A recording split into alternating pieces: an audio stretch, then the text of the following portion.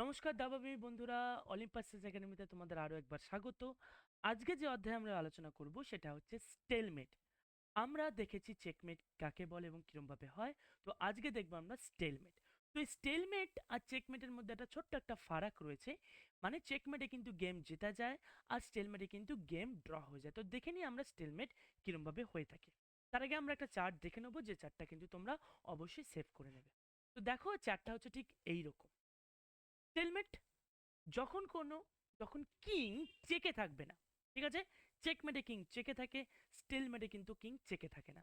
যখন কিং চেকে থাকবে না এবং অন্য কিছু মুভও করতে পারবে না, তখন তাকে বলা হয় স্টেলমেট।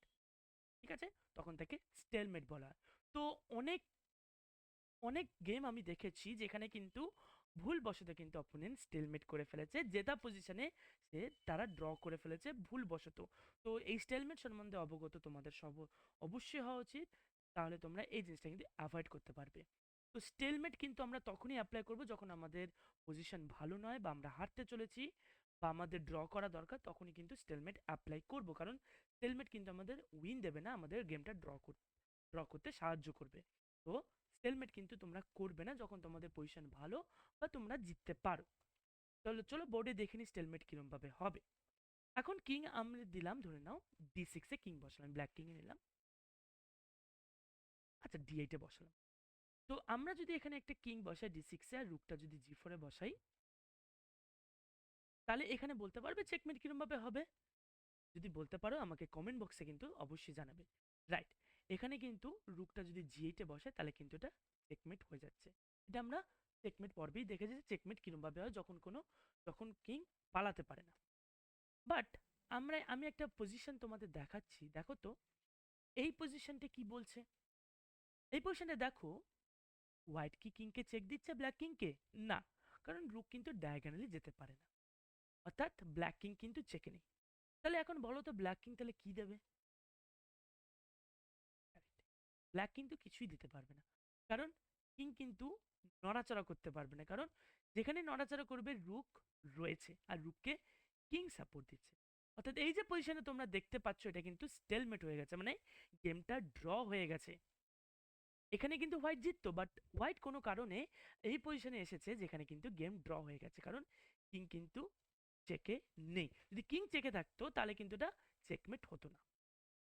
তো এখন কথা হচ্ছে, যদি আমি একটা ব্ল্যাকের এরকম একটা পন দিয়ে দিই, তাহলে বলো তো এটা ড্র হবে, মানে স্টেলমেট হবে কি হবে না? না, কারেক্ট। এখানে কিন্তু স্টেলমেট হবে না, কারণ এখানে কিং না মুভ করতে পারলেও কিন্তু পনটা কিন্তু মুভ করতে পারে। অর্থাৎ স্টেলমেট আমরা দেখেছি কিন্তু ক্যান নট মুভ এনিথিং, মানে কোনো কিছুই কিন্তু মুভ করতে পারবে না। সেই জন্য যদি এখানে আমি একটা কিছু একটা বসিয়ে দিই, ধরো এখানে একটা হোয়াইট পন বসিয়ে দিলাম, তাহলে এবার দেখতে পাচ্ছি এইটা কিন্তু স্টেলমেট হয়ে গেল। তো এইটাকে বলা হয়, এই জিনিসগুলি এইটাকে বলা হয় স্টেলমেট। আর স্টেলমেট পাজলস তোমরা অবশ্যই সলভ করবে। আমি তোমাদের একটা স্টেলমেট পাজল তোমাদের এখন দিচ্ছি, তোমরা এটাকে আমাকে সলভ করে দাও, যে এখানে হোয়াইট কিরম ভাবে ব্ল্যাককে স্টেলমেট করবে।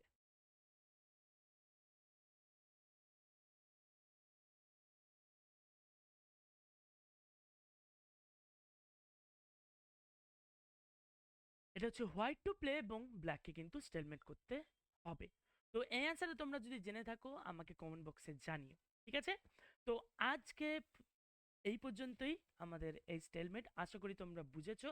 স্টেলমেট তখনই অ্যাপ্লাই করবে যখন তোমরা পজিশন ভালো না, বা তোমাদের ড্র করতে হবে। ঠিক আছে? আর বেশি কিছু না, আজ এ পর্যন্ত থাক। তোমাদের সঙ্গে দেখা হবে অন্য কোনো একটা নতুন অধ্যায় নিয়ে। বাই।